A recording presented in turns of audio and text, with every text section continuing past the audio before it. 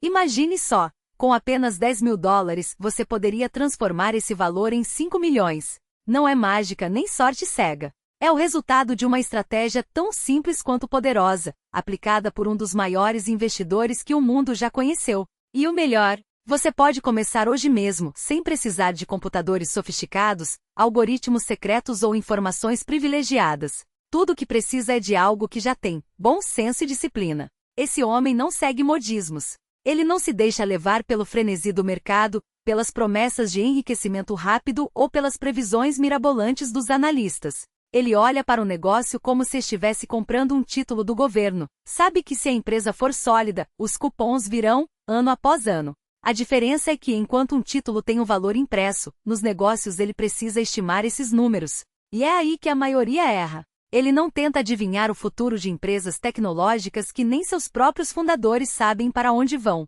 Prefere negócios previsíveis como um carro usado em bom estado. Você sabe que ele vai rodar, mesmo que não saiba exatamente quantos quilômetros ainda tem pela frente. Mas por que então nem todos seguem esse caminho? Porque exige algo raro: paciência. As pessoas querem ganhar na loteria, não construir riqueza aos poucos. Querem resultados instantâneos, mesmo que isso signifique perder tudo no processo. Ele, por outro lado, joga o jogo longo. Se a bolsa de valores fechasse por 2 anos, ele nem piscaria. Afinal, o valor de uma empresa não está no preço diário das ações, mas na capacidade dela de gerar lucros ao longo do tempo. Se o negócio for bom, o mercado acabará reconhecendo isso, mais cedo ou mais tarde. E aqui está a grande ironia: enquanto as universidades ensinam que o mercado é eficiente e que ninguém pode superá-lo, ele e outros discípulos de uma filosofia antiga provam o contrário. Não é teoria, é prática. Basta olhar os números. Quem seguiu esses princípios por décadas não apenas superou o mercado,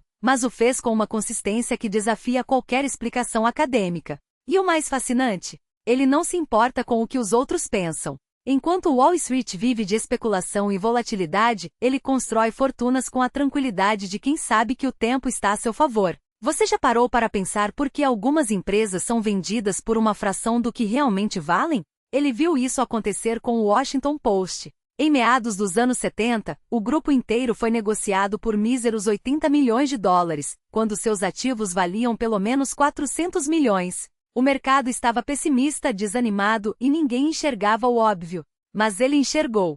E comprou. Porque sabia que no longo prazo a realidade sempre se impõe. Agora, uma pergunta crucial: quando o preço de uma ação cai 10%, você fica nervoso? Se a resposta for sim, é sinal de que você está jogando um jogo que não entende. Porque se realmente conhecesse o valor daquela empresa, uma queda temporária não o abalaria.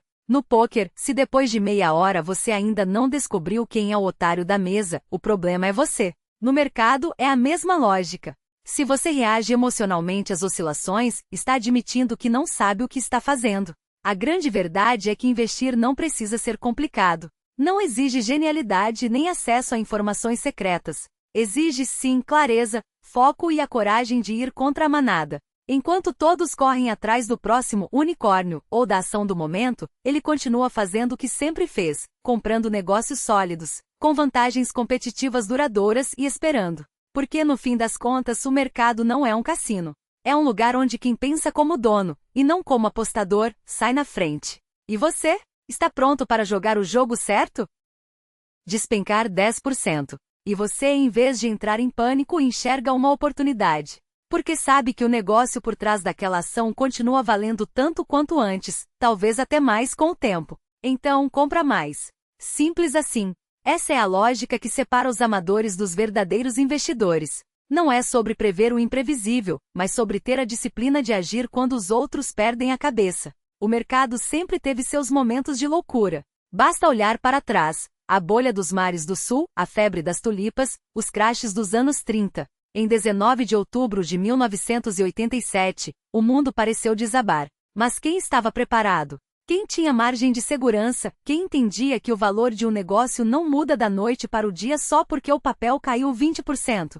Esses continuaram no jogo. Porque no fundo, o mercado não é um termômetro da economia, é um termômetro da emoção humana. E emoções, como você sabe, são cíclicas. Agora pergunto, o que um investidor comum vê quando olha para a volatilidade? Ruído, barulho, medo. Mas o investidor inteligente? Ele vê liquidez, oportunidades, preços distorcidos por gente que compra e vende sem entender o que está nas mãos. E é aí que ele entra. Não porque é um gênio, mas porque tem paciência. Porque sabe que no longo prazo, o mercado sempre corrige seus excessos. Às vezes demora. Às vezes dói. Mas quem aguenta a pressão?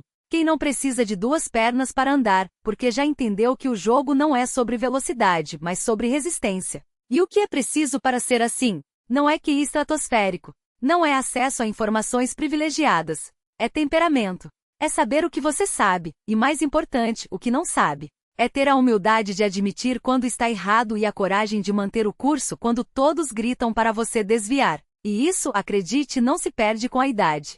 Pelo contrário, a experiência só afia o instinto. Cada ano traz mais clareza, mais exemplos, mais confiança naquilo que realmente importa. Mas há um detalhe curioso. Enquanto o Vale do Silício celebra a cultura do mova-se rápido e quebre coisas, existe outra cultura, menos badalada, mas infinitamente mais poderosa.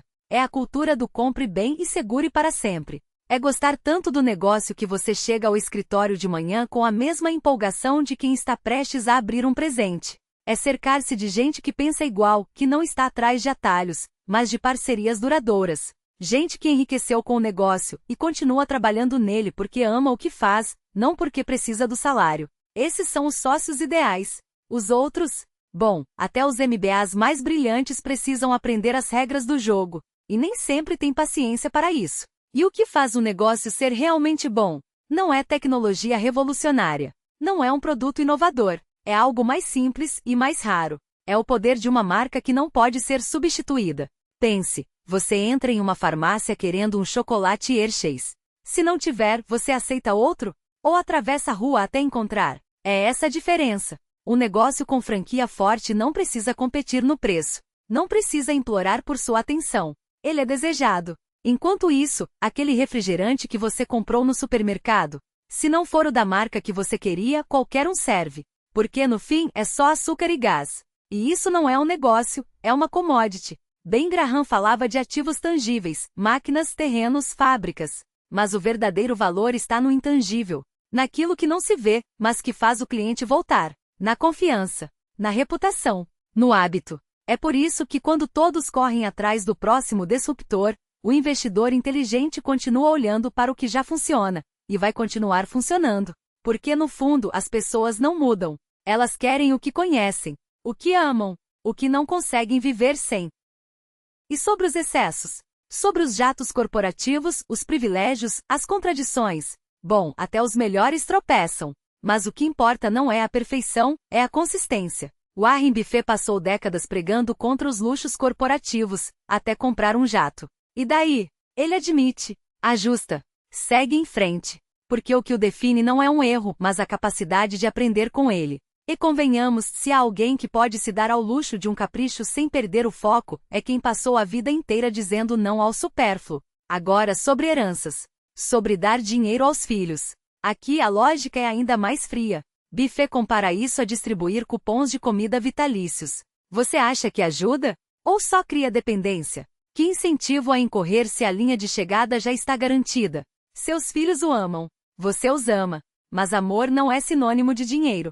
É dar a eles algo mais valioso, a chance de construir o próprio caminho, de descobrir do que são capazes quando não tem rede de segurança. Porque no fim o maior presente que um pai pode dar não é uma conta bancária gorda, é a liberdade de falhar, aprender e se reinventar. E o que o dinheiro significa para você? Não é sobre números em uma tela. Não é sobre status. É sobre independência. Sobre a capacidade de dizer não quando todos dizem sim. Sobre acordar de manhã e fazer o que gosta com quem gosta sem precisar pedir permissão. É sobre ter tempo, o recurso mais escasso de todos. E acima de tudo, é sobre deixar um legado que vai além dos zeros na conta. Porque no fim das contas, ninguém se lembra de quanto você tinha, mas todos se lembram do que você fez com isso. É o subproduto de fazer algo que você ama com maestria. Pense em um atleta no auge, não estou me comparando a ninguém, mas pegue Serena Williams ou Arnold Palmer. Depois de garantirem o básico, eles não jogavam pelo dinheiro. Se Ted Williams tivesse acertado apenas 220 rebatidas, mesmo com o maior contrato do beisebol, estaria infeliz. Mas se batesse 400 com um salário modesto, seu sorriso seria genuíno. É assim que me sinto em relação ao meu trabalho. E quando você olha para um extrato e vê aquele número, mais de 1 bilhão, não é o dinheiro que importa. É a prova de que você transformou paixão em propósito, disciplina em liberdade. Se eu continuar fazendo o que faço por mais 400 anos, claro, o montante será astronômico. Mas a pergunta não é quanto você acumula, e sim para que acumula. No fim, tudo volta para a sociedade. Mais de 5% do que construir será devolvido, não por obrigação, mas porque é justo. Você acha que alguém como Warren Buffett acorda aos 93 anos e vai para o escritório por necessidade? Ele vai porque é divertido. Porque é isso que faz a vida valer a pena. Acordar todos os dias sabendo que você está no jogo não pelo que ele te dá, mas pelo que você pode dar a ele. O dinheiro é apenas a sombra do valor que você cria. E a verdadeira riqueza é ter a coragem de viver e trabalhar, como se o relógio não existisse. Até a próxima!